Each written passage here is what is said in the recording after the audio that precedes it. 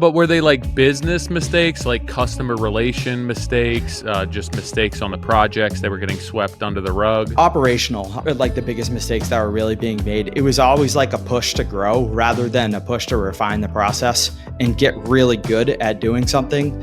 And so, yeah, it was always like one step forward, two steps back. Welcome to this week's Modern Craftsman podcast, where today we are joined by Tim McNamara, a builder, business owner, and founder of the Young Craftsman Foundation. Tim's story is one of grit, clarity, and purpose, from growing up around real estate and carpentry to building a values-driven construction business. Tim shares how he's navigated the trades with integrity, built a team from the ground up, and why he's on a mission to reshape how young people see careers in the trades.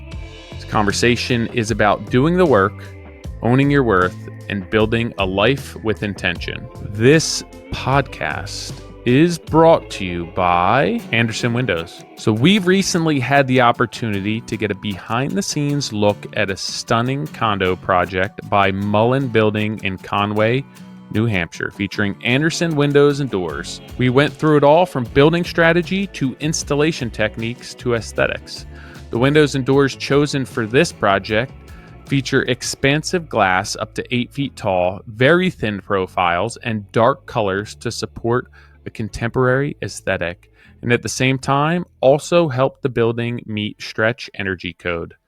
This includes a striking Andersen pivot door that has truly luxurious feel that really helps create the modern chic aesthetic that the project was after. There's so much in this project to highlight that we helped create a 3-part series around it. Watch and read about it all at andersenwindows.com/for-professionals/pro-views. You guys are going to have to click on that link because it is long. It will be in the show notes. This podcast is also brought to you by Buildertrend. Spring is here. And for you, that means one thing: your job schedule just got packed. The busy season can make or break your margins, but how do you stay on top of deadlines without losing your mind? At Buildertrend, they get it. Their scheduling, communication, and job tracking tools are designed to help you stay organized and avoid costly delays so you can focus on what really matters: getting the job done right. Whether it's tracking timelines, managing your crew, or keeping your clients in the loop, Buildertrend has your back. Ready to tackle the busy season with confidence? Schedule a demo at buildertrend.com/mcdemo and see how they can help keep you on track this spring. This podcast is also brought to you by Velux. Have you ever wished you could put just one more window in a living room, or wondered how to add more natural light to a space like a bathroom or closet? With Velux skylights, you can enhance any space with natural light, making any room feel bigger, brighter, and better. And natural light is always enhanced by fresh air. Velux skylights open to let in fresh air from above, and built-in rain sensors close at the first sign of bad weather. The best part about skylights: you can add all the features of a window to your client's home without sacrificing privacy. Visit VeluxUSA.com/remodeler to find a Velux product that will add natural light to any space in your build. You grew up with a home inspector and a real estate agent for parents, so that probably set you up for working within the trades, but not necessarily the path that you're on now. Do you feel that like your upbringing impacted you in a way that you wanted to get involved with building homes and residential? Yeah, definitely. I mean, I didn't, when I was like 12 years old, say, I want to be in construction. I want to, Yeah. I actually, when I was from like 18 to like 22, I wanted to be a home inspector. Yeah. I thought it was a great gig. But the exposure at a young age definitely helped, like, significantly. And that's one of the things that I talk about when I am talking about the foundation is, exposure at a young age and actually knowing about the career path that's there, that the option is there, and knowing that you can make money in it and be paid well and have a good career. So that definitely shaped it. And, it's also helped shape my practicality as a as a builder or a Yeah. remodeler, you know, when you're brought up by a home inspector, they've seen a lot of things over the years, and they Yeah. know, sometimes we get, lost in these wall assemblies and flashing details and all kinds of stuff. And, where I am, we're inland, right?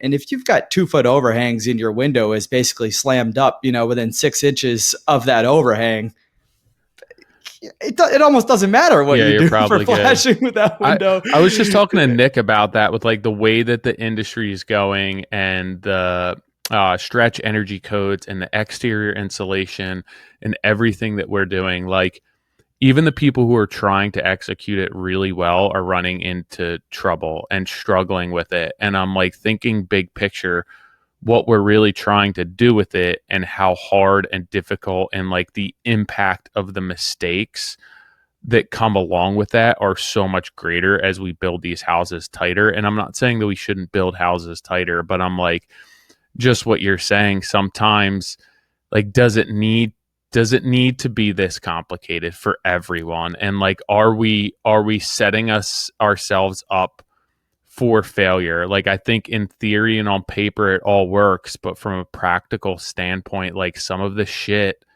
and the sequencing and the coordination and like the mixing of materials that hasn't really been done on a large scale before, I feel like it's going to create a lot of issues. Yeah. So I'll try not to go down too far of a wormhole here, but the good news for us in Massachusetts is we actually just got some relief in our code in the last month, which was like huge news. We had these codes in place that basically, if you were doing 1,000 square foot addition or more, or doing a full gut remodel, or remodeling more than 50% of your existing square footage, there's all these triggers. Essentially, you had to bring up your entire house to energy code, new Yeah. construction energy code. So do you guys use HERS rating where you are? We do, but like we don't do a ton of the stretch codes just being put into place near us, and like we don't even do blower doors or anything like that down near us. So it's, even though we're not that far south of you, it's not quite as stringent. Right. So if you're at all familiar with HERS rating, the HERS rating number that we have to hit up here in Massachusetts for a new construction home is basically 42, which is, it's tight, right? Yeah. They were requiring homes that were putting on 1,000 square foot addition to bring up their entire home Yeah. to a HERS rating 42. It was just out of control, so impractical. And we had some good building inspectors and commissioners that were, working with people to get code variances. And I think so many code variances just kept happening and kept happening. There was so much pushback from homeowners and code officials and people. And a lot of what you were just saying is like, this is happening so fast, we don't know how to adopt it properly. Yeah. You're asking us to do things that are going to probably result in catastrophic, failures years down the road because the lack of education that's come along with the implementation of the code. So fortunately, they scaled that back recently. And now I think the number is like 55, Yeah. which is essentially like do some basic air sealing, fill the cavity, and be mindful, which is, that's pretty much my general feeling about, how I can serve my market. Like I said, I'm not in the Boston market. Yeah. I mean, I feel like I'm right in that same page as you. Like I have a specific customer. I want to be doing things a certain way, but there's just there's a point of no return, especially working on these older homes. And when you have a client who doesn't necessarily have they need a functional upgrade, right? And then to require them to renovate their entire existing home or bring their entire home up to a standard that's unrealistic, just to me that opens the door to like, well, we're not going to be able to do this, let's kind of do this behind closed doors, which is what we're trying to avoid. I just feel like so much is being put in place right now that if big picture is energy preservation and using less natural resources and being more energy conscientious, that like the amount of work that we're having to put in place and tapes and sealants and foams and everything else and the production and the manufacturing of that, like, are we really offsetting the energy costs that we're losing through all the manufacturing and production and layering of shit that we're doing like over the lifespan of a house? There's probably an argument there. So I'm definitely of the same mindset as you, where like I like things to be done well in a certain way, but even like we're building our own house, and it's like sometimes good enough is going to be good enough for a lot of people, and not necessarily like the top 10% of client base across the country. Yeah, I'm gonna try and not get pulled in too deep to that one because I'll end up on that conversation for a while. I definitely don't sell build science, but I mean you have to be competent. And I mean I'm 33 years old. You know, I've got a long stretch ahead of me here. If you're not moving with stuff, you don't know what's going on. Then you know this industry will spit you up, chew you up, and spit you out. You know, So you did get into, you were a home inspector for a little bit, right? Yeah, I followed my dad around for a little bit. Basically, he said to me, if you want to be a home inspector, you got to go swing a hammer for at least a couple years. And I was like, okay. So I went and did it for a few years, and, you know, started bugging him, and I was like, can I get in here? And it was, I think during that process, you know, I always had a little bit of the entrepreneurial, you know, spirit for sure. Yeah. But during that process, we were trying to figure out ways for me to get involved in the business. And so it took a lot of structuring and me kind of working with them to figure out how, you know, they could go from just one home inspector to now two, which, I mean, you know what it's like. You're one guy. Do you have a helper sometimes? Yeah. Or, but it's still, okay. it's the same principle. Like you're trying to It's so essentially difficult. create two self-employed people under one business. Right. Like it's not like you're just an employee. Right. So yeah, I mean, I started to learn a lot about business and business development and stuff in that time, and really had to apply myself. But along that process, I just kind of kept growing in construction, and there just became a point where I was like, hey, you know what? I'm actually pretty good at this. Yeah. I almost want to just give this a try. You know, I kind of owe it to myself to give this a try, to, you know, stick around in construction and see if I actually can grow a business. And you were like early 20s at that point? Yeah. So I think when I went out on my own, I think I was probably like 25. Yeah. Right around the time that I went out on my own. Yeah. So yeah, I think I started working for a guy in Leominster. I was just delivering cabinets actually. And I was like, hey, do you think I can get on like some demo or something? Get some hammers, Yeah, some sledgehammers in my hands. Can I start knocking some stuff out here? And I think I was like 19 at that time. And then funny enough, through talking to my parents about how I wanted to get into the business and my dad telling me I got to swing a hammer, they actually were buying me a tool tote in Home Depot, and they were just in the aisle, and they just stopped and they were talking to this guy and like, hey, what's a good tool bag that I can get my son?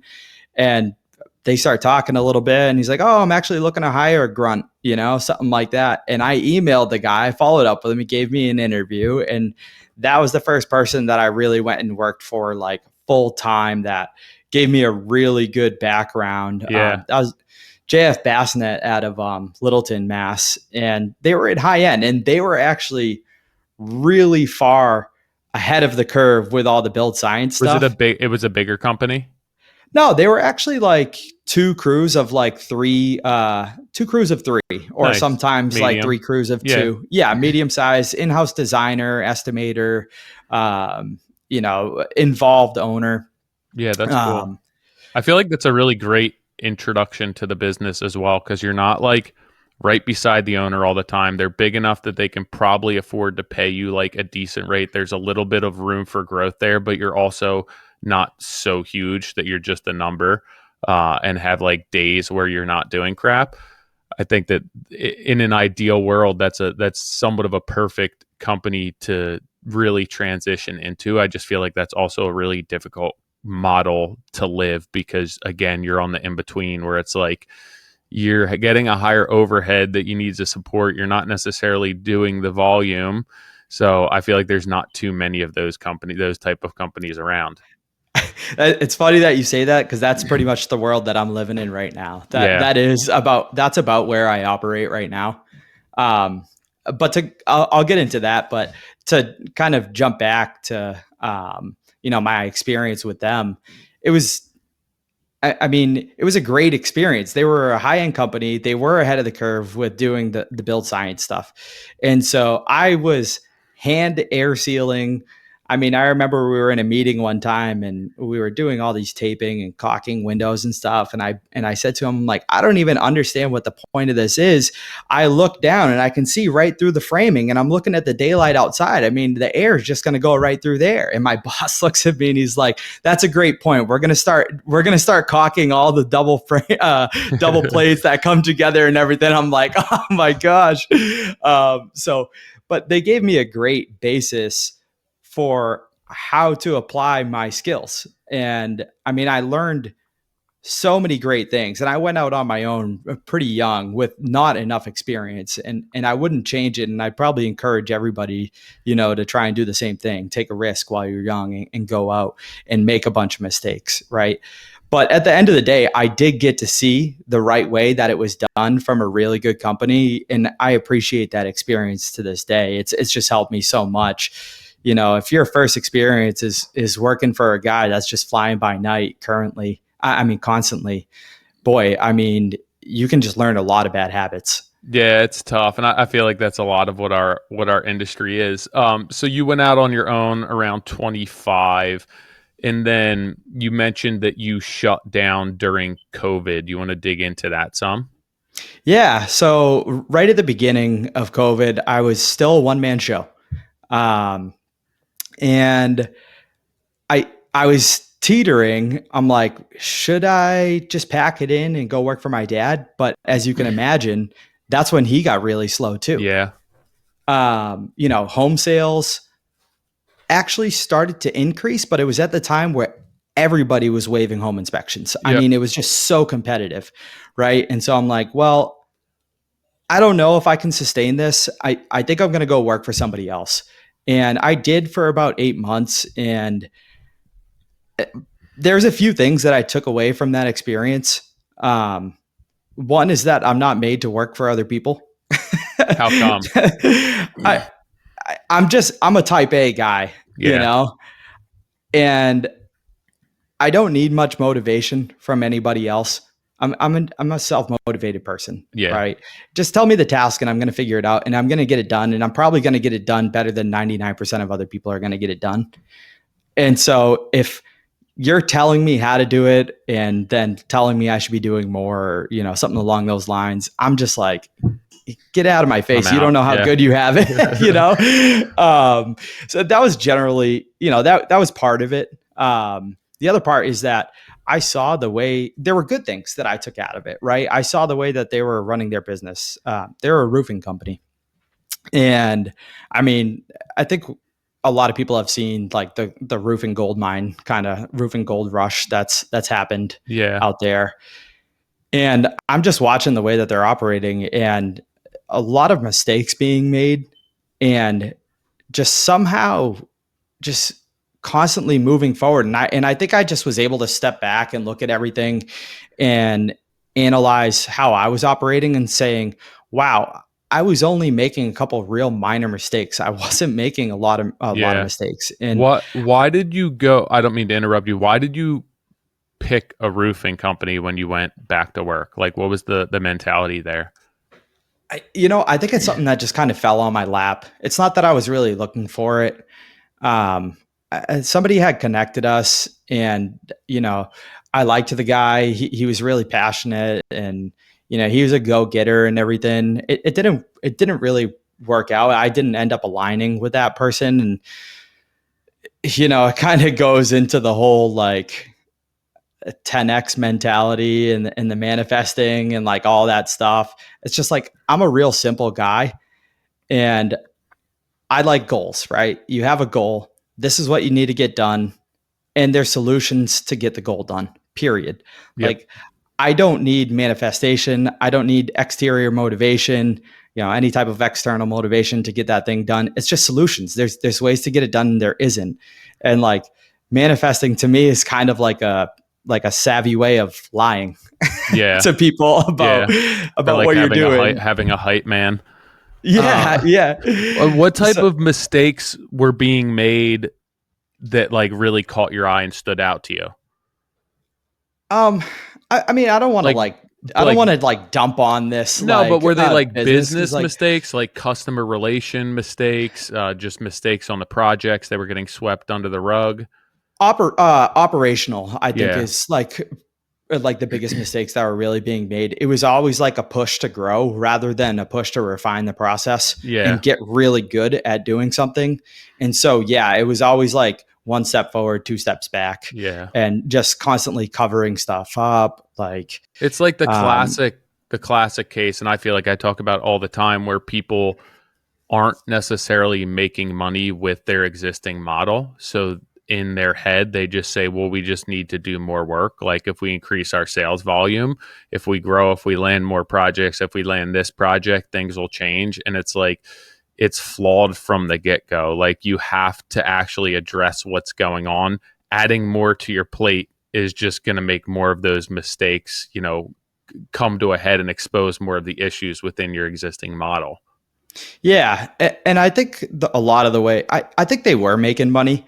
It was just that, they were expensive, like really expensive, and so that's part of like the roofing gold rush that's out there. Is it's all about sales and not necessarily like delivering on an excellent product. Yeah. But there was a lot of just extracting value from people too, a lot of really long hours, and I really care. I mean, I would work 60-hour weeks, like no problem. Were you managing projects? Yeah, I was supervising. Yeah, kind of production. And so like, I'm just the type of guy that I'll just run through a wall. It's you don't have to ask me. I maybe that's discipline from like growing up or playing sports and things like that, and that competitiveness. It's like, oh, you told me that this is the job, so like I have to get it done, period. There's like no excuses. I'm gonna as soon as you're done. Bought in, I feel like if you're the type of person where as soon as you're bought in and you believe in it and you're owning it, it's like, I'm gonna go to great lengths to get this done and get it done as well as I can. Right. And I mean, after 6 months, you can look back and be like, wow, I was thinking I was going to work like 45 hours or something like that. And I'm working like 55 to 60.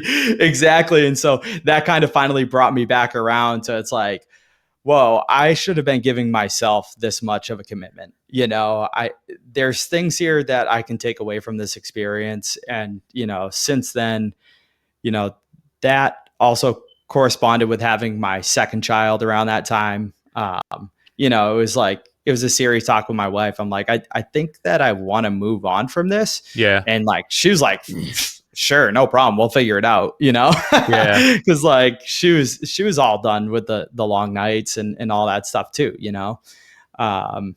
there was just no end in sight. So that's when I decided to kind of go back out on my own. It was like right at the beginning of 2021. And it's just the market like picked back up at that point before. Yeah. So it wasn't like you were jumping into like an empty market.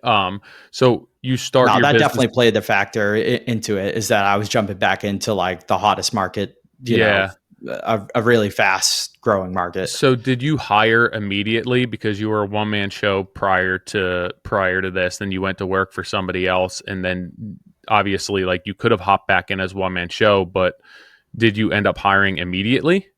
Yeah, I did. I called up one of my buddies, probably within like 3 months, I want to say. Yeah. I called up one of my buddies that I knew from high school that had gone similar path to me, worked for a great guy. And I was just like, hey, I can do this, man.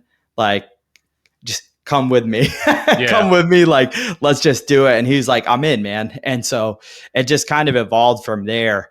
And, I made a bunch of mistakes along the way. But I will say, looking back on it, I do feel like there's a lot of things that I did the right way that I would recommend to other people to help navigate getting from that 1 to 2 to like 3 to 4 person type crew. Which it's interesting that you bring up the like 6-man crew kind of no man land, because I Yeah. like it. I really like it. It's manageable for me. I don't really have much back end help. Yep. I pretty much have a couple of site supervisors. I'm actually looking to push a guy up and become a production manager to free up a little bit more of my time on the back end. But I like that model. It is doable. But to jump back to getting from that, 1 man, 2 man type of crew, the big thing that I always recommend to people is just start subcontracting stuff. And there's this like huge fear of like, yeah, but they hired me. Like they Yeah. hired me and I have to perform the work. And so like when I hired like this other guy that like comes in, they're like, who's this guy? And it is like, cause a lot of the time when you're that 1-man crew, you're not creating like a ton of leads, outside of word of mouth. A lot of it's like word of mouth, and it's this, family member, friend, or so-and-so. And so they're like, I hired him, and like, these 3 other guys came in and were like working on my house the whole time. And it's like, you just got to get over that fear of that Yeah. they're hiring a GC, they're not hiring you. And I think you can communicate that too. And it helps get over that fear. But you can increase your revenue by doing that. And then you can take back some of the stuff that you're subcontracting by employing somebody full time. And I think that's one of the best ways to go from like 1 or 2 guys into like 3, 4 guys, is Yeah. you got to leverage subcontractors. Yeah, I mean, you're drumming up enough work and creating the lead flow at that point to substantiate, if you want to, a bigger in-house business, or you can continue to sell and then just have your in-house help manage those people. It's interesting because I actually did it reverse from that. Like I went from having in-house employees and being stressed with drumming up enough work to keep multiple guys busy, like up to 3 guys and myself at one point, running multiple projects at a time, thinking that was the answer to growth. And it wasn't until I had some health issues, and then like we had some family health issues, that I was like, I got to back off from this. I'm going to get rid of all my employees. I'll have part-time help, and then I'm going to hire subcontractors, and then I'm going to basically structure me getting paid to manage them. And that is what you're talking about, where it's like, now if I want to bring more people in house, I'm generating enough work to cover that, but I also don't have the stress of needing to put food on the table for other people. But it gave me an in to be able to grow that as much as I want. Personally, with what I have going on, it doesn't make sense to grow that bigger, because I just have to put more work in place and I have other irons in the fire. But yeah, like that's a great way to do it. You just have to make sure that like you're actually getting paid to manage those people, and not just say, hey, I'm subcontracting and I'm putting 15-20% on top of it, because you won't make any money that way. Like you have to structure it as a business, just like, hey, we're going to self-perform with this crew, and then this crew is going to manage subcontractors, and you have a super on that job, like you're paying that super a rate. I think where you get in trouble is when you're the owner of the company and you're managing subs and you're not paying yourself that rate. Yep. Tyler, what was the timeline for that for you when you went from having employees? Like how long did you have employees and then decide to scale it back? Probably 10 years. And it went from like just me, same thing as you, hiring a friend, hiring a brother, and then it went to up to 3 guys running 2 jobs, multiple vans. And then after COVID, I ended up getting sick twice from working so much. And then my father-in-law got sick, and I was like, there's just too much going on. Life's too short right now. Like I'm going to start over. So that was probably, COVID was a big reset for a lot of people. Like Yeah. it allowed so many people to step back and like rethink about how they wanted to do things. Yeah. Yeah, that's interesting. I wanted to ask that question because, all I've known is good times is the reality. I'm 33 years old. I mean, I bought my first house in like 2016. I mean, the bottom of the market was like 2012. Like I was already feverishly looking for real estate when I was like 19, even though I could never buy anything. But Yeah. you look back and it's like, oh my gosh, how cheap was everything then? But our market, other than like that hiccup with COVID, has just been a total rocket ship ever since. Yeah. And No, so, go ahead. I mean, I do like to say, everybody's a genius in a bull market. And, I mean that about myself too. Maybe I'm doing the right thing, but, let's see what happens when things start to taper off. We might be seeing a little bit of that right now. Yeah. I feel like I'm in a good position, but everybody has all the answers when the market does nothing but go up. Hey guys, quick break from the podcast. Head over to moderncraftsman.co, scroll all the way to the bottom, and sign up for our newsletter. You're going to get a weekly email from us, but you're also going to get some episode recaps with actionable items that can help you improve your business and be more profitable. Now back to the podcast. So, yeah, no, I slowed down as things got bigger and busier. And to be honest, it was one of the better decisions that I made from like a personal standpoint, a business standpoint. I was able to take a model that like was working, quote unquote, but like wasn't dialed, because it was the I'm going to grow, I need more, I need to make more money, we'll put another person. You're just pulling percentages off of people, and I didn't really have it dialed, and I didn't have like the network and the confidence to sell the actual appropriate rate for people working for me. So like by the time I went back to just working by myself and then bringing in part-time help, I understood all of that. And I went back into it like, oh, wow, I can make a rate for myself and anyone who's working for me, I know that I'm covering. And I just approached business in a different way, that I was able to put less sales volume in work, but just my margins went way up and my life was better and I had free time and I could spend time with my family and I wasn't working myself into the hospital, where I was like, this works for me. And like, it works. I could be busier. If the phone stops ringing, I'm still going to be okay. And like, for me, that's just what works from a lifestyle perspective. Like from a business perspective, maybe not the smartest thing in the world, but I'm protected. And I feel like I'm isolating myself from a lot of market fluctuations. And like you talk about in the survey that we sent you, like I'm not looking to create this like 10x culture and grow to be the next multimillionaire and have all answers for every aspect of business. I just want a decent lifestyle. Yeah, that's like a great way to put it. And I might have even said this in the questionnaire. It's like I think we need more guys like me and you, Tyler. Yeah. And that's part of what our industry maybe doesn't show enough of, is that you can just do some ordinary things extraordinarily well, Yeah. and just be really consistent for a long time. And it's going to take you a long ways. Some integrity, some consistency is, really what can be the backbone for a lot of companies. And I think if more people knew that we'd probably have more people coming into the trades. And yeah, it's funny because when I guess it was a couple of years ago where, everyone that I surround myself with and more business minded people who are more concerned on growing the business more than the process and the product, and that there's not a right or wrong there. But like, I realized that at heart, this is who I am. Like, I like being on the tool belt. I like managing jobs. I like being on every project. Like, I don't want to build full houses. I don't want to build multiple houses a year. Like, I like being a part of everything.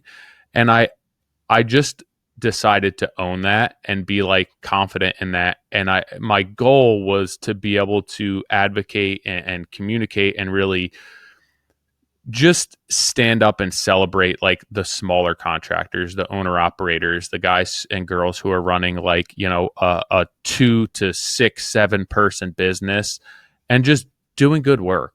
And yeah, I want them to be able to understand that like anywhere in that range, you can structure your business well enough in any market to do okay for yourself and not have to work 100 hours a week, and like you'll make good money, and yeah, you're not going to be rich, but like to me that's the bulk of who we're speaking to and the bulk of people who want to get into the trades.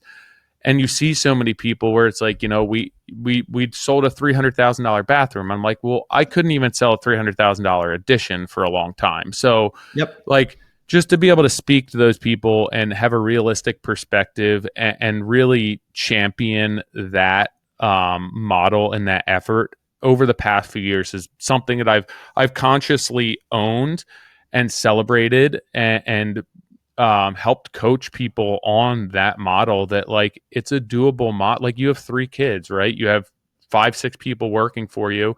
Hopefully you're at a point where you're making money, you're not worried about your next paycheck, and you're not like so stretched for time and money that you can't enjoy life. Yeah, that's exactly where I'm at. I don't know if I can say it much better than the way that you just explained it. And that's exactly, I'm like a champion for that too, and I appreciate it so much that we get that contrast between you and Nick, who are like 2 totally different people, right? Yeah. On this podcast, and you get both sides of it. And I mean, it's great, to get Nick's perspective on stuff too, because there's so many things that I pull, from that too. It's just easier to just like take like little things here and there and go, I can implement that on a much smaller scale. Yeah. I think that's what people don't understand either, that like, if like you as a successful business owner with 5 employees, or me with like a half an employee, you can still implement a lot of those strategies and processes that those bigger people are playing with. And there's no reason that you can't. And I think understanding that like you need to give and take, and you need like not everything that I do is going to work for you. Not everything that Nick does is going to work for me, but just being able to take those things and implement them and test them in your market. And like, if they make your life easier, why not use them? Yeah. I think some of the big things, I was, before I started listening to you guys, I had stumbled over Sean Van Dyke, who had talked a lot about pre-construction. And, I started implementing a process, and then I've refined it a little bit through listening to you guys as well. Yeah. And like, that's been huge. I've been doing pre-construction for, I don't know, 2.5 years, something like that. And that's a huge part of my business. I know you guys talk about it a lot, but if you're not doing it, it's just like, you got to find a way to start at the minimum, start screening your customers and learning how to create a backlog of leads so that you can start saying no more. Yeah. Because that's how you ultimately get to the next thing, which, you guys have talked about quite a bit too, is ideal customer, And I've really adopted that a little bit more over the last year or so, is the ideal job versus the ideal customer. Yep. And I'm running 2 jobs right now. One's like an ADU. We're converting a garage to an ADU and a small addition. And we're converting a single family to a 2-family right now. Yeah. Those are not my ideal jobs. Yep. But we are working with our ideal customers who value what we do, who value our process, that are willing to invest in a little bit more quality than just bottom of the barrel type work. Yeah. And know that the work is going to get done on time at the price that we talked about. So when those leads came in, were you at the point where you're like, all right, I want to start paying more attention to client profile rather than job profile? Yeah, definitely. It's funny. I think both the jobs that I'm doing right now, at one point, I had said no to both of them. Yeah. Because at that time, I was definitely still thinking a little bit more about ideal job. Mm-hmm. But the more that I just talked to those customers, the more that I realized that these people value what we're doing. Yeah. Let's spend a little bit of time together. My process is typically a little bit something like this. First off, we're fixed price, right, with allowances, and I think you're kind of similar to that. Right? I used to be. I went around COVID. I went to time and material. Okay. But at this point now, if I were to go to fixed cost, it wouldn't be any different than what I do now. It's the same thing as right. You can tell me a bit. I know now that like, I just need to track my costs daily, weekly, bi-weekly, and then fixed cost works. But if you don't track your costs real time, like fixed costs can bite you. Right. So, I mean, I generally know my market. We're not doing custom high end where there's like this huge delta on like what you can end up with. Yep. Right. So, I can generally, on a first phone call with a customer, hop on the phone with them. They're looking to do an addition. We'll take a look at the GIS map, see what their setbacks are, see if it's even plausible. Because right away, what I'm doing is I'm going down the list and I'm trying to find ways to disqualify the job as soon as possible so I can save myself as much time as possible. Right. If we get through those, 5-6 things that we're looking at, eventually, the budget question is coming up, like what's your budget for this project? And it's like, sometimes you just sit there kind of quietly and just wait. And some people are just totally honest with you, what they have for a budget. Some people are like, well, we're kind of just shopping. And I try and play the game a little bit. It's like, look, here's the amount of information that I have right now at this time. I can probably spit out a number that's plus or minus 15%, that will get most people to where they need to be for a job like this. Right. If we're keeping things reasonable, we're just doing hardwood floors, blue board and plaster, it's a living room or something like that. There's only so many ways that you can do a living room, right? The chances are I can probably give you a price that's plus or minus 15% over the phone.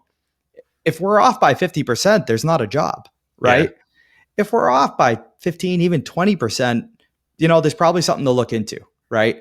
So at that point, we tell them a little bit more about pre-construction, and that's when we book a site evaluation. And we're still working for free at this point. We'll come out, we'll look at the property, we'll gather information at the property, but at least we've already talked about budget, right? Yep. And I'll try and get to, like a plus or minus 10% number, essentially is kind of what I call it. It's a free estimate, but it's really like a 20 to 30 minute, like very brief scope of work, total number with no allowances based on XYZ, Is a lot of that based on just previous work that you've done to give you like a gut check number? Yeah. Yeah, exactly. I'll look back at previous projects, some per square foot numbers to some extent. I do use some software, but no like crazy CRM or anything, but I do have a bunch of inputs for like square foot prices and stuff like that to get us to somewhere that, I can take about a half an hour. I've got a really warm lead at this point, and, I've got a plausible project. At that point is when, it's like, okay, I think we can come in around this number, plus or minus 10%. If that's in your budget and you feel like we're the right person for you, you've seen our portfolio of work. We've got, customers who will let you walk through their house, and, speak kindly about us. You probably know 2 or 3 people because we don't really travel more than 20, 30 minutes. You probably know a few people that we know. And if we're the right guy for you, let's jump into pre-construction. If that number doesn't align for you, then there's no sense in building plans for this project. Yeah, for sure. So yeah, we build the plans with them. We put together full specifications for the project, detailed scope of work. But at the end of it, we are fixed price with allowances for the couple things that we can't select: countertops, maybe some fixtures, light fixtures, doorknobs, things like that. Sure. And how many jobs are you doing like 2 jobs at a time, 3 jobs at a time? Yeah. Our kind of like our place that I like to be is, something like between a $200,000 and $400,000 job that I can send my guys to for, somewhere between 3 and 5 months, something like that. And then when we get contractor heavy, when we start getting into insulation, blue board and plaster and stuff like that, we're usually filling in with like a deck, maybe a roof, a couple smaller jobs that we can knock out in like a couple weeks, wrap up and get back to trimming the place out. Yeah. We pretty much self-perform trim and GC. We're kind of like the glue between all the trades, which is probably where you find yourself a lot of the time too. It's probably exactly what you do. So how do you balance, like with that model, right? You're leaving the door open if you need to self-perform and keep your staff busy, but there's probably times where it's like, we need to sub this because we need to get something out. How do you balance that with your subcontractor pool, where it's like, hey, some jobs we might be handling this, some jobs we're going to need your help? I mean, I have good relationships with subs. I think it's as simple as that. Is, you're honest with people. I'm on the phone with a lot of people a lot, talking about how to improve, how to be better. Yeah. It's like it's a community of people. They're not just subs that just show up that I don't know, that I just cut a check to. We're talking a lot of the time, and so yeah, they don't get every single job. Sometimes we self-perform, sometimes we sub it out. But I mean, at the end of the day, we got to pay our bills. And my first priority is, putting money in the pockets of my employees and taking care of them and their families. So that comes first and foremost to anything. Do you think that when you started hiring employees like post-COVID and started building more of, a company and became a business owner, that really gave you like the insight, as far as leadership goes, and like how to structure leadership and how to lead people, where it's not just you and one person anymore. Now you're navigating, being a leader for your clients, being a leader for your subcontractors and your team internally? I don't know. I think I've always kind of been like a leader. That's kind of like a natural trait, when you're like 7 and you break off into groups in school, and it's like, somebody's got to take the lead. It's like, that's me. I'm just kind of that guy. I just, naturally take the lead on things. So that's kind of always been there for me. But when you get older and people have personalities, you definitely got to know how to manage personalities, manage people, and not everybody's the same. Everybody gets frustrated dealing with customers sometimes. That can always be a challenge, but that's why we put emphasis on ideal customer.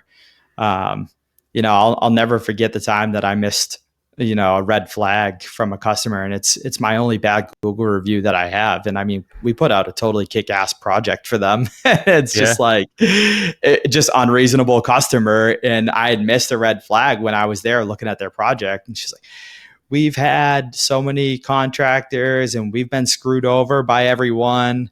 And I'm just like, oh, okay. Yeah. I mean, I could see. Yeah. I mean, if we don't do it that way, we might, thinking that I can be the person that's going fixes this. Yeah. I can save you. Yeah, I can. I'm that guy. We're that good. We can definitely do this. No, it wasn't. It was just like, it was like every little thing was like a disaster. And at the end of it, I mean, it was a gorgeous product that, they gave us like a 1-star review for. And it was just like, okay, if you wanted to leave a 4-star, I understand, you weren't thrilled throughout the process, but 1 star, I mean, you've got a totally new sided house, new roof, new bathroom, new countertops. Like it all looks great. I mean, it's like what you were talking about earlier, where even you have people who are going to be upset when you don't show up to the job, right? Or like you sold this job and now you're subcontracting it out. And like, typically if you execute or you've aligned expectations from the outset, it doesn't matter who does the work, how it gets done. Like if it's meeting the expectation. And in this situation, it probably sounds like expectations weren't aligned, or they were unrealistic expectations from the outset that were never addressed. So it's like, it doesn't matter what you do, how you do it. If your paint is laced with gold, they're just not going to be happy because you're not meeting their expectations, whatever or however asinine they may be. Yeah, some people just can't be pleased. I think it's as simple as that. And weeding those people out as quickly as possible and not missing those red flags is like one of the most important lessons I've learned over the years. Yeah, so there's obviously a ton of challenges with our business, with our industry. You've been pretty vocal about the skilled trades gap and getting youth into the industry. How has that impacted and challenged your day-to-day business over the past few years? Oh yeah, that's a good question. I mean, I'm here and we're doing this podcast right now, and my guys are out working in the field. So you've definitely got to balance. It's tough. I mean, I was on my computer till 1 a.m. last night trying to pump some stuff out. I spent about like 6 hours on Young Craftsman last night. when you're passionate about something, I think you find the time to do it. You push yourself to do things that you otherwise wouldn't do if you weren't so passionate about it. So yeah, the skilled trades gap is important. I think that, I feel like we're a community of people. Let me ask you this. I think Gary Katz actually touched on this when he was on with you guys. Did you ever feel at one point like you were a cast off or something less than because you were going into the trades, or you were? Yeah, I mean, absolutely. Trades weren't an option, to be completely honest. It was like, do anything but this. So I went the standard route, right? I took my SATs reluctantly. I applied to college. I went to college. I completed college. And then when I got done, I was like, I don't want to do any of this crap. So I ended up starting my own business. I think it was 23. There were many days similar to you where I was like, maybe I should go do something else. But I think that I really had an issue early on when clients and still to this day, like when clients were to either belittle me or treat me that like my time was not as valuable as theirs. And I really, that stood out to me and that impacted me greatly to the tune that I wanted to create a business and a model and really champion craft and trade and small business owners to be something that you could be proud of and that you can make a good living, and that like you don't have to work for somebody who doesn't value your time or belittles what you do or thinks that your time is less valuable than theirs. And like most of my clients are white collar clients, but I will not tolerate being treated as though I'm below them or my employees or my subcontractors are below them. That's where I like draw a hard line in the sand. So yeah, like I still to this day, I think that there's a lot of that going around and a lot of people experience that. Yeah. Oh, that gets me fired up, man.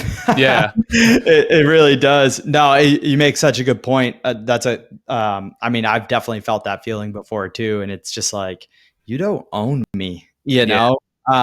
So I think the general consensus though, is most people in the trades have felt that feeling at some point. Sure. And I think that that's something that kind of like binds us all together. And that is something that definitely motivates me, is like, these are my people. This is my community. And I want to help uplift this community. I've like had some modest success, like I said, I'm not a multimillionaire, Yeah.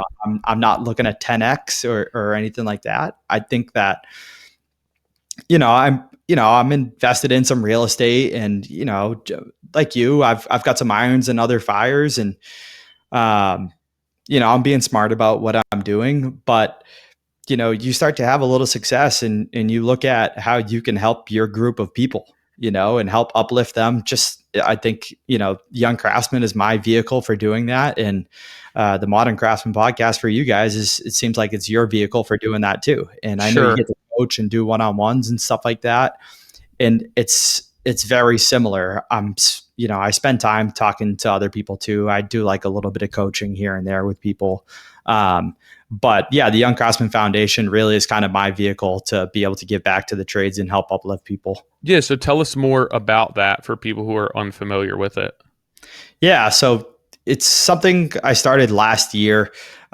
We became a charity in Massachusetts towards the end of the year, in 2024. And then we received 501c3 status, at the federal level at the beginning of 2025. And so that came a little bit faster than we thought it was going to come through. And so we're now kind of pushing up against some fast deadlines to deliver on some tool sets to kids who are going to be graduating high school this year. And so the general idea for the Young Craftsman Foundation is to support kids who are going to be taking a career in the trades. The trades is just not subsidized really in any type of way. There is educational stuff. And it's kind of funny, as we've been looking for funding to help us grow this foundation. We're having some difficulty finding grants and other institutional like type of investments out there to, get some money, because there's pretty much always an educational factor inside of all these funding opportunities that we don't qualify for. And it's a little bit ironic because the trades is just so hands-on. And my general feeling is that as good as education is, you cannot replicate what happens in the field and on job sites inside of a classroom. Sure. Right. So I think that that's good. But the difference in what we're doing is that we're taking applications from students who are graduating. We're looking at, how well they finished in their class. So we're getting their transcripts. We're getting referral letters from their trade shop teacher and or co-op people that they may have worked for over the summers or throughout the year. We're looking at if they have a resume or if they're actively seeking a job, or if they already actually landed a job for post high school. And we're factoring all that in, as well as some yes and no type questions, and a couple open response questions. And so we're trying to figure out who's going to be in the trades, who is really committed to doing this, and who we feel like might have an opportunity to have a good career. And we want to support those people by sending them a tool package, scholarship, you could call it, that's going to be valued around $1,000. And so, this is nationwide. This isn't just Mass, right? Yep. So we're going to be shipping all over the nation. A couple months back, like I said, this thing's been fast moving. A couple months back, I was able to meet with one of the co-owners of Acme Tools, which is pretty much the largest online retailer of tools. When you take out like Amazon, Home Depot, and Lowe's, they are a tool outlet, and that is it. He took my call. We hopped on a virtual, and he's like, "I'm in." He was all about it, and so we're actually going to have our participating partners ship the tools that they're donating to the Young Craftsman Foundation to Acme. Acme is actually going to package those up and send them out to the recipients for us. And so that's like a super valuable partnership that we were able to land early on. That's, going to help us really grow and scale here, because we don't want to be a logistics company at all. We're totally volunteer run. Like I said, I'm running a full-time residential remodeling design build company. And as well as the rest of the people that are involved, they're all doing their own things. They either have a business or, like even one of our board members is a teacher. Yeah. A shop teacher, actually. So how are people finding out about this? Yeah. So we have not launched the application yet. We're like really close. But we've been able to link up with Skills USA. And so we have a database to a large number of vocational schools. We're going to be sending out a blast pretty quickly. I'm hoping our application is going to be live in the next 2 weeks, because our expected timeline is for our participating partners to ship to Acme in mid-May. And we want to be delivering 100 tool packages for carpentry students across America at the beginning of June this year. And so, that's our goal for this year. It's coming really quick. We've had some awesome participation, especially from small businesses. I mean, man, have like the small guys really come out in support. We've got like Badger Tool Belts supporting us. You met with Joel. Joel's awesome. Joel's awesome. And I mean, he's volunteering his time. He's, agreed to continue to help us out moving forward. We might even find some sort of position in the nonprofit for him. And I mean, Squid Jig, that's another one. I mean, these are people that are making premium products that are donating their product. So these kids are going to show up in pretty nice, pretty nice stuff day one, which I think is really cool. I think it's awesome. I think that it's going to really help them feel respected and feel like they're contributing to the job site day one. you know. So is that so like the short term goal of this, right? Where it's like we want to get the tools in the hands of these students who are entering the trades, promote the trades, promote kids taking like an alternative career path. Is the bigger large like do you have a larger picture goal, or is the larger picture goal just to try and help affect these young students and change their outlook and change their perception of their career path to be one that's like more worthy, more validated, rather than something that people are looking down on? Yeah, it's both. So yeah, short term. Next year we want to deliver on 200 tool packages to carpentry, 200 to plumbing, and 200 to electrical. And so that'll be our goal for 2026. But yeah, in the short term, it's to empower these people to feel respected and be productive day one on their job sites and have rapid career growth. And we feel like putting the tools in their hands to do that. And to go back real quick, just a little bit, one of the parts of our application that's technically bonus points is below average median income. So we want to get this into the hands of people that otherwise would not be able to afford these tools too. Yeah.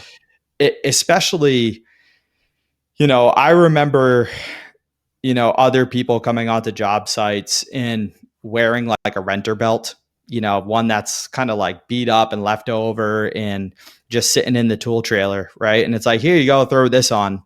It's just like more often than not, those people last like 2 weeks, Yeah. 2 months, maybe something like that. They're not invested. And so we want people to be invested. We want them to stick around and be in the trades for a long time. And I think that this is something that's going to do that for them. Long term though, yeah, so it's kind of how do I say this? It's difficult to have real large scale change. You guys had Mike Rowe on, and he kind of touched on this a little bit. Like the trades need a massive PR campaign, right? Because we just need people lining up at the door and demanding that the change happen. And I think that that's part of what we can do. I think we can be a part of that PR campaign to make the trades cool. I think that what we're doing is very like videoable or capturable, but I think it's something really cool that can highlight the trades. And so, yeah, it's shining a light on the trades to create some buzz around it so that people are aware. And it sounds kind of cheesy, but like we just need that. We need people to know that this is here. And for no other reason than just to contribute to like the industry, to the youth. I think that a lot of people do things for the to get credited for doing it, right?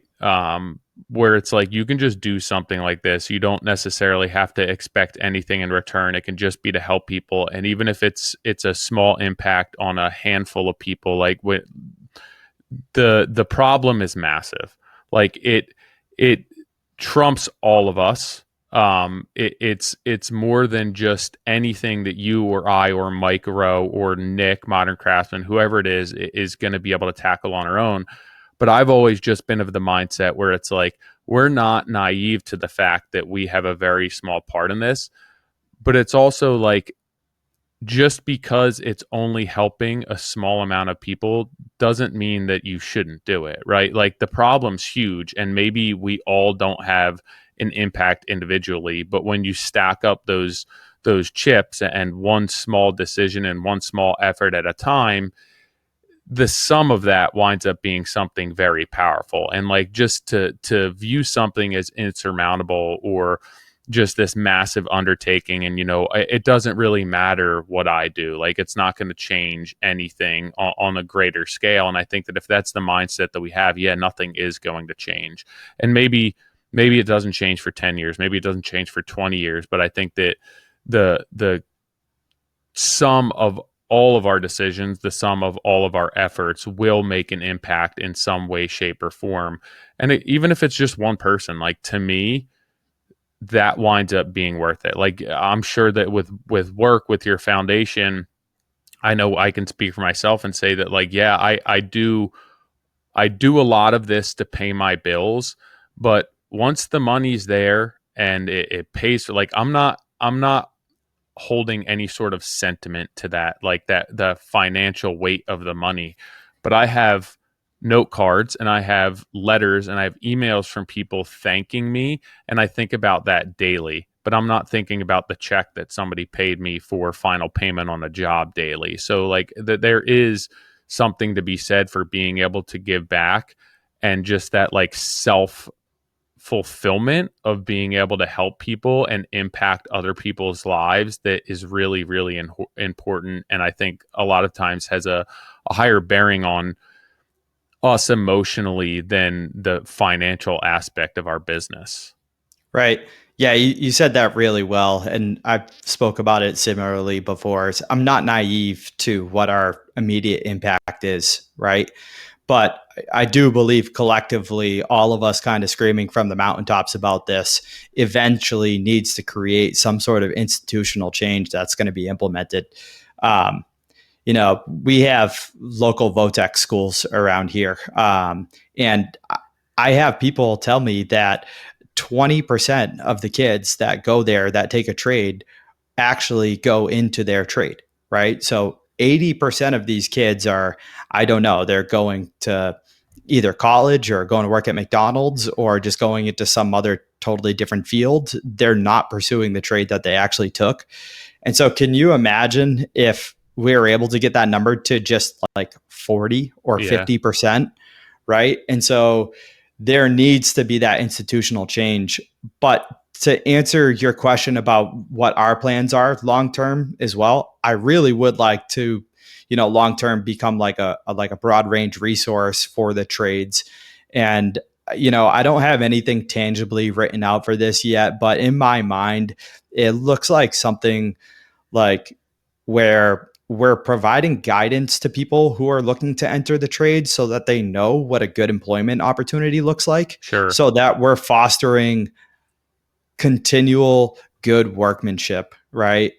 Just good quality workers, so that collectively the entire trades just gets uplifted. And carpentry in particular really needs that. We just don't have that barrier like plumbing and electrical where we're highly regulated. Anybody can hop in a truck and grab a hammer and become a carpenter, Yeah. right? Dude, it's even worse in Jersey. You guys have like testing and licensing. We do not. Like, for us, it's just getting a registration with the Division of Consumer Affairs, having insurance. They just recently required a bond, which is just paying another fee. But there's really no sort of screening to be in business as a remodeling contractor or a home builder in Jersey. Right. And I don't know if I dislike that or like it. I mean, generally I'm a capitalist, so I like to let the free market work. The cream of the crop rises to the top, right? Yep. And so that usually comes out in way of reviews and, word of mouth and different things like that. And so, one of my philosophies for sure is that you don't need to poo-poo on the other people. Just to say that how you're doing it is better. You can be doing it a better way without shitting on the other people that are doing it a different way. Because the reality is that as much as we talk about people who get screwed over by those people, there are other people that also need, some inexpensive work. There's just people that need a roof over their head, that just, they need the washer fixed, in their sink, and they don't need a brand new faucet. And, that $10-15 is really important to them. And I'm in a, fairly, low to median market, around here. And so, the one thing that I definitely don't like for sure is when people have to, shit on how the little guys are doing it or something like that. But, I agree.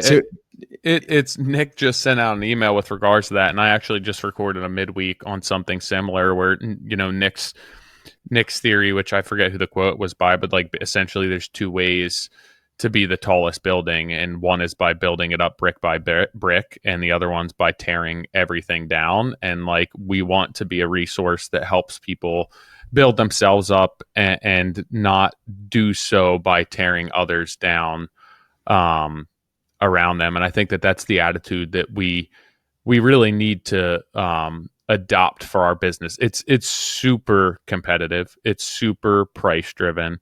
And there's a it's a time race and to a the bottom a place. lot of the time. Yeah. Yeah, there's like a time and a place for everything. There's a client for everyone. It's not all about the huge dollar projects. It's not about putting the best product in all the time. Like, some people just need function, and there's nothing wrong with that. And there's a lot of our industry and a lot of our nation that's made up of those type of projects. And let's be honest, like, that's what most people are getting into the trades are probably going to be dealing with. And to create a community or resource that's bigger than those people and has their back, I think that's what's really important. Like, for people to be getting into the trades to not feel alone and that somebody has their back and there's a community behind them, I think is really, really important, because it's the same thing you mentioned where you feel like you're a cast out, or you're not worth anything, or you're just like a degenerate and you went into the trades because there was no other option. It's like, well, no, that's not always the case. Just like any other industry, that sometimes is the case, but like, there is a life here for you. There is a good life here for you. And there are people here who have your back. And I think that that's something that we all need to do a better job of, and being inclusive, and understanding how we treat people, how we react to people, and how we judge and criticize what other people are doing. Yeah. And I think that can sometimes be the downside of like the whole Instagram thing, you know, and what's out there. But yeah, I do. I want people. I mean, I've gotten caught up in that. You know, it's like you're trying to just do projects that post beautifully and everything, and look as if you're doing everything right. But I mean, even Nick does a great job talking about, look, if you pull back the curtain, I mean, there's nonsense, you know, that you're always dealing with. There's always stuff. Yeah, always. And so I really appreciate, you know, how candidly you guys talk about it on here. I hate to go back into it a little bit, but you know, sometimes that's the feeling that I get from like the build science community, is that, listen, if you're not doing it this way, then you are less than. And so, you know, I would just say, you know, don't worry. I you know, if you're one of those people that you feel like, I have to do this, I have to be using these products, otherwise I'm not, you know, doing this the right way, don't worry about it. You're actually in the majority. Those people that are doing that stuff are in the minority. It's just very Instagrammable. It's very it's crazy. It shows very well, and no, it's fine. They're looking for their ideal customer too. And so they're putting out what they want to get back. So I understand. I think the only thing that I would just say is, like, you don't have to put down everybody else that's doing it a different way in order to prove that your way is the best, you know? Yeah. And like that, I mean, there's definitely a community out there that supports that as well. Like, you can get the book Pretty Good House. And like, to me, that's a principle I think that is scalable, that's attainable for a lot of people, where that's where I want to live, and those are the people that I want to support, and that I want to really represent as best as I can and be an advocate for. Where it's like, hey, you know, we're not the multi-million dollar business. We're not working for the elite 2-3%. We're working for everyday people who want to build a quality product and have some concerns and want things done a certain way, like, and afford me the protection in my business, the protection and being able to maintain the reputation that I want for my business. Like, that's my client. But you don't have to build these crazy houses. You don't have to implement these crazy details, most of which are not proven at this point at all. I was just watching something the other day where I'm like, this is just so insane and overboard and over the top and not proven and complicated that I'm like, what are we doing? Like, what are we do? Like, why? And again, the impact when these things go wrong and how complicated. And I'm just thinking to myself, like, if you just think about the extra labor that this person's having to spend, and the environmental impact of them driving the car back and forth to tape a house 700 times and layer stuff inside and outside. I'm like, I'm pretty sure that we just ruined more ozone that the utilities were ever going to do for the lifespan of that house in general. Yeah. But I digress. One other thing. So you said that you have 3 daughters now, and that's got to be a huge part of your story and business and leadership and setting an example for them. And obviously work-life balance. And you said that you went back into business when your second was coming around. You have 3 now. So like, what does work-life balance look like for you now? And how is that, either how has it evolved or how does it continue to evolve? Yeah. So it's funny. I found myself saying it to people this past weekend at JLC Live. People asking if I was going to be back on Saturday to meet up and stuff. And, it's just like, I don't think I'm going to. Generally, I like to keep my weekends and I like to be home for dinner at the dinner table with my kids, and those are my 2 number 1 rules is home for the weekends and at the dinner table with my kids. Generally, it's not like that's the only time that I make. Pretty much after dinner is always free with my kids as well. And then during the week, it just depends. Sometimes, I can give myself some time, between wrapping up between 4 and 6, to spend time with the kids. Sometimes I'm working right up to dinner.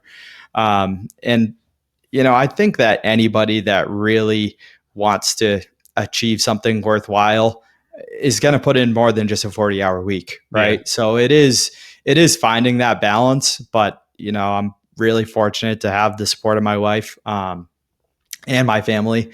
And my wife was a teacher. She works with me now, and so that was a huge change for us.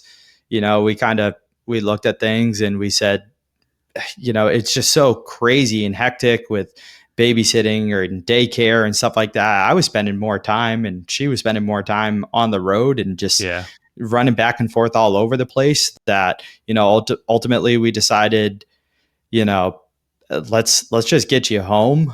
She helps me out a little bit on the backside with the business, but just having the flexibility that we have now it's paramount. I mean, it's just such a breath of fresh air to feel like I have control over the majority of my life.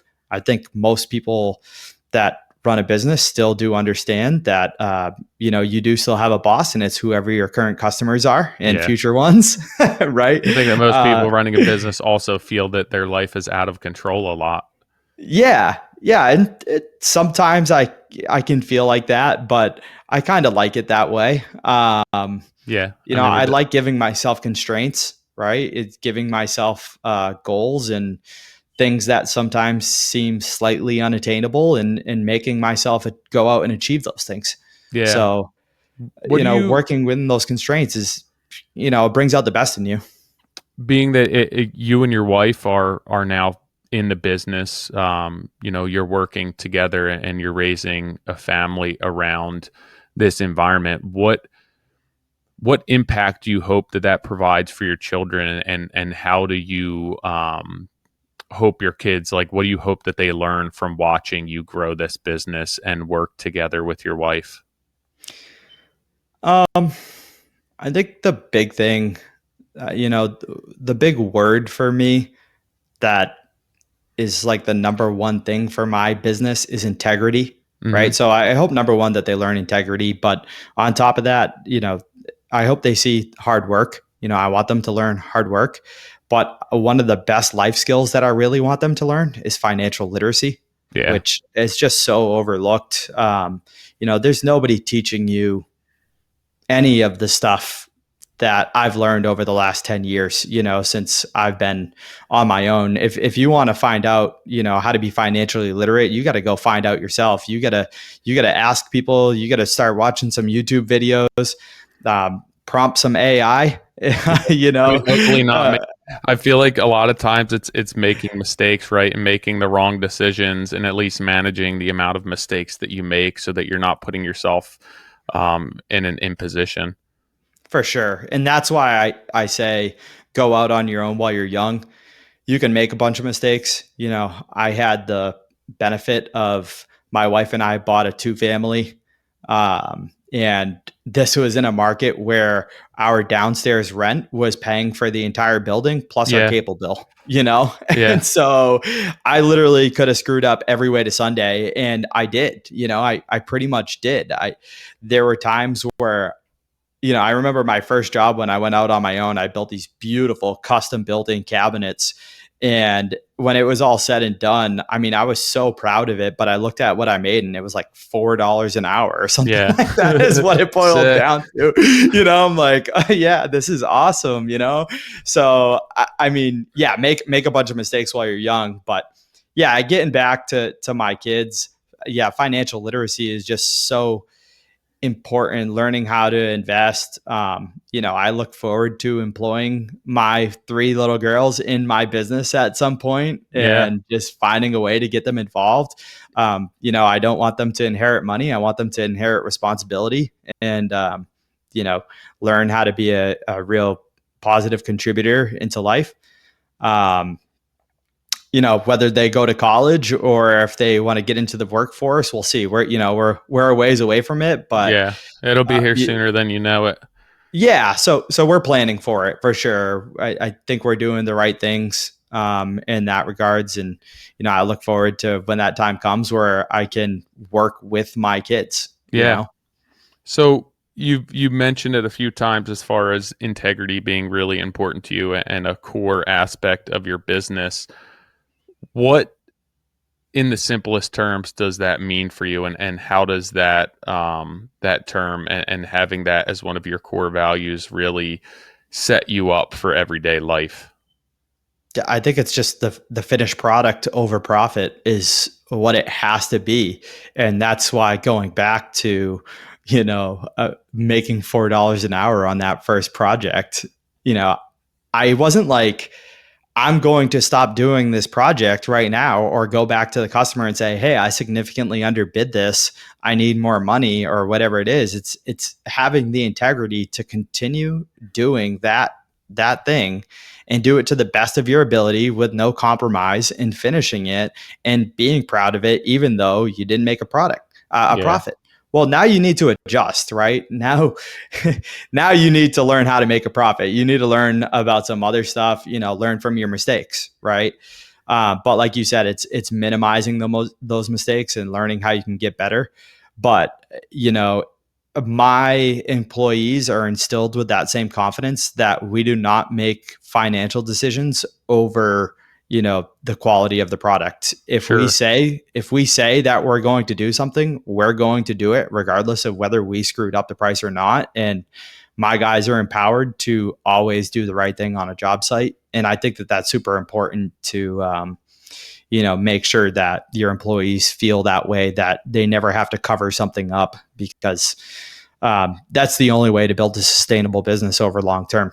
Yeah, I think that's the big picture, right? Where you have to get past the point with employees, with your experience, with your standard operating procedures, that you get to a point where you can either capture some of those mistakes in your costing, or you can nip them in the bud before you get there. But like, you have to balance the growth with how much you can give away and how much you can concede. And I think that it's important to note that, like, mistakes happen. Yeah, make them right. Like, have the integrity. But if you're finding yourself in a position where you're constantly in the bookcase situation where you're making $4 an hour and you continue to say, well, yeah, like, I want to uphold my integrity, you're just being foolish, because your model is not a sustainable picture, right? So, like, have integrity for yourself, have integrity for your business, for your clients. Understand that you're giving away a lot for free, and find out what changes you need to make so that you can actually uphold a better business model than one for, where you're making $4 an hour to own your own business with a lot of liability and a lot of risk. Yeah, look, I wish it didn't take me 5-6 years or whatever it was to figure it out, right? I wish it didn't take going to work for somebody else to realize that, no, I belong working on my own. But that's why having an outlet like you guys, I wish that I knew other people that could have helped me sooner. And that's part of why I really enjoy giving back. I spend a lot of time just talking to my subcontractors, other people that, I toss leads to, guys that are a little bit younger than me or have like a one-man crew, people that are aspiring to, just get to that one more notch, basically, to a couple guys, or get out of that rut of, I think most guys fortunately aren't making $4 an hour. Yeah. But, Some jobs are making get less. over that hump. Yeah. Yeah. They want to get over that hump. And I get a lot of enjoyment out of telling them what my process was like and what helped me get to where I'm at now, which I'm really comfortable with. Yeah, so I have one last somewhat, I guess, oddball question. But what's something about the industry that you wish more people understood, or something that we don't talk enough about? It could be good or bad, or both.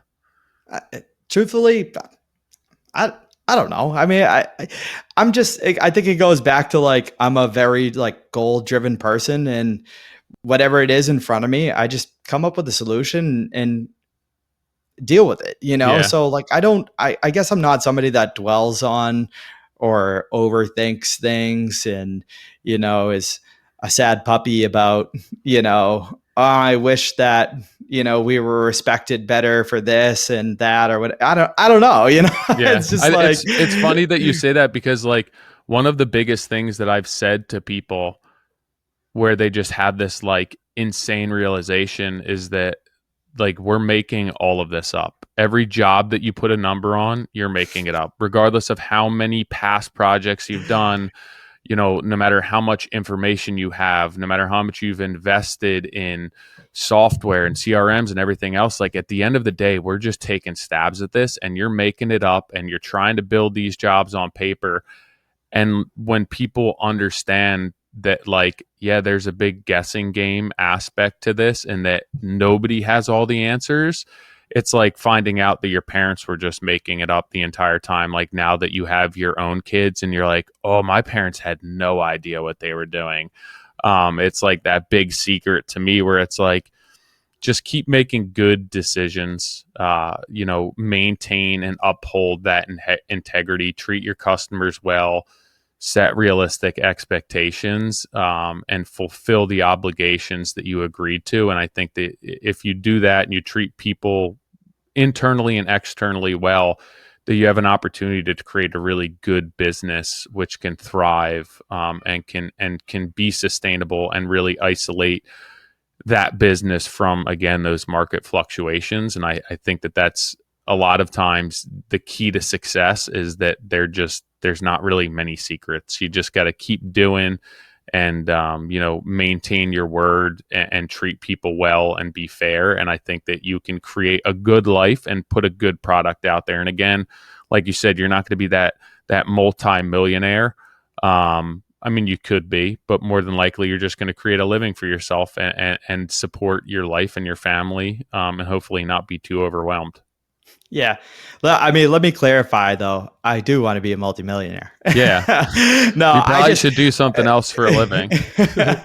No, like I said, I've got other irons in the fire and stuff. And, I do own some land, and, I'm thoughtful about the long-term outlook. And so I think being a general contractor is one of the best paths you can take to, understanding how you can generate wealth over a long period of time, because it just opens up the door to real estate for you.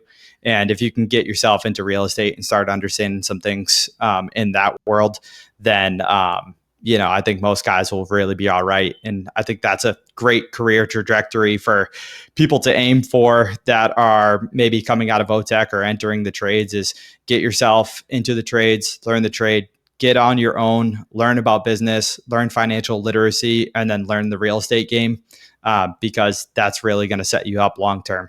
Yeah, absolutely.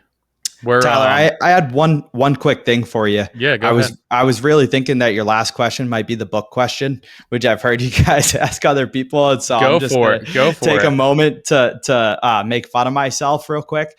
I don't think I've read a full book since I was maybe in third grade. Sound like me. I think the last full book that I read was Captain Underpants. Yeah.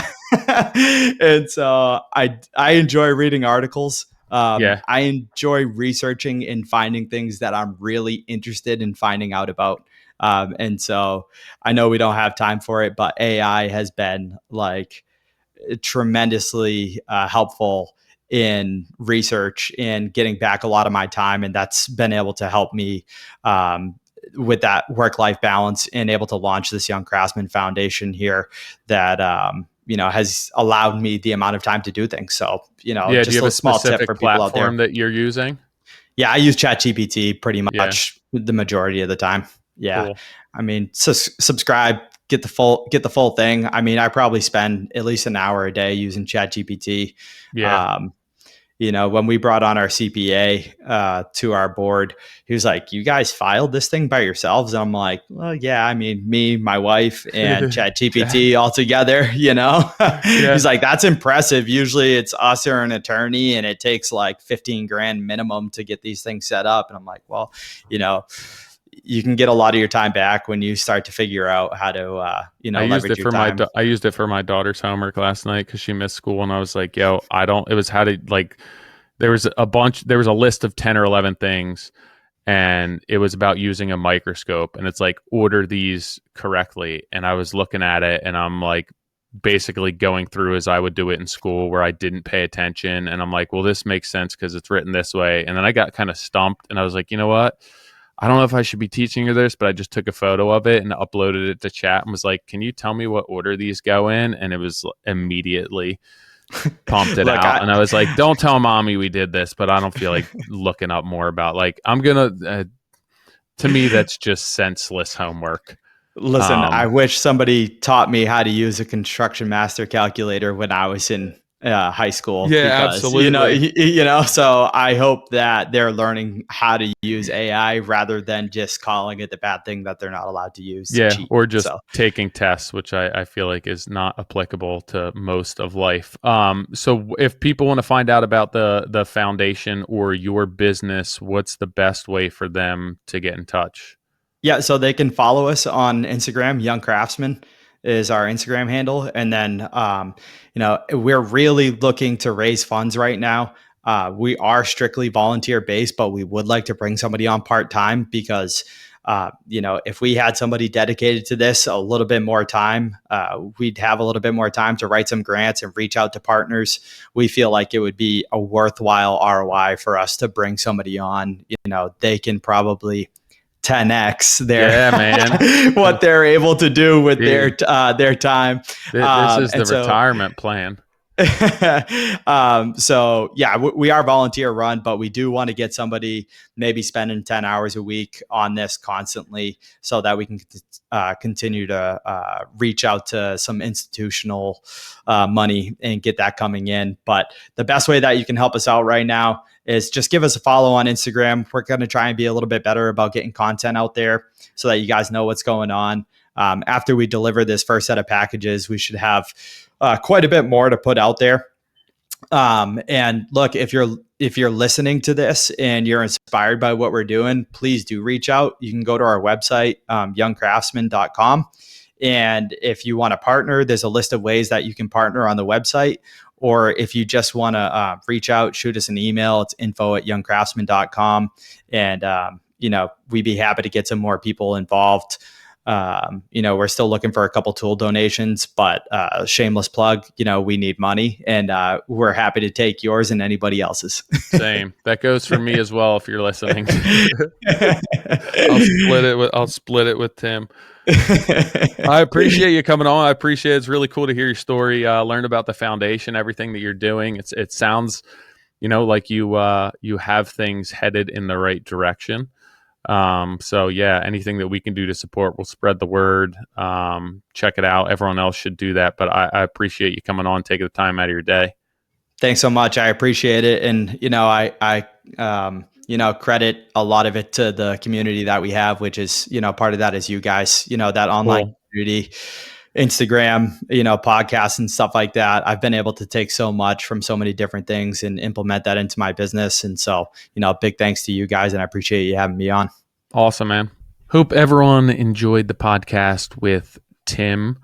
Really cool conversation, really cool guy, young guy, 33 years old, young family, growing the business, growing the foundation. Sounds like he's got a lot of balls in the air, but super cool to hear what he's doing and the impact, that he's having on the industry, that he has said this community has had on him and the industry. So good conversation with him. I really enjoyed talking to him. I hope that you guys do. If you need anything, you have any questions, you want to reach out to him, shoot us an email, hello@moderncraftsman.co. If you have not signed up for the newsletter, do that. You can also do that on the website, www.moderncraftsman.co. We have some changes coming to content. We're going to be trying to film some stuff in person. I'll probably head up to Boston to do that, switching things up a little bit here. We saw a bunch of you in Rhode Island this past weekend at JLC. It's great to see everyone. I mentioned on my midweek, we had a very chaotic day. I was sick leading up to it. I flew in late. We packed everything into one day. So if you said hi, we seemed short, didn't have time. It was for no other reason than just our schedule being jam-packed and literally going from one thing to the next, flying in, flying out that night. So yeah, if you guys said hi, I appreciate it. If it seems short or that we were in a rush to get somewhere else, we more than likely were. It was not intentional. It was not because of you. But hope that everyone enjoyed their show. And again, you guys, if you want to get a hold of Tim or his foundation, Young Craftsman on Instagram, youngcraftsman.com is the website. And that's Craftsman, M-A-N, singular, not plural.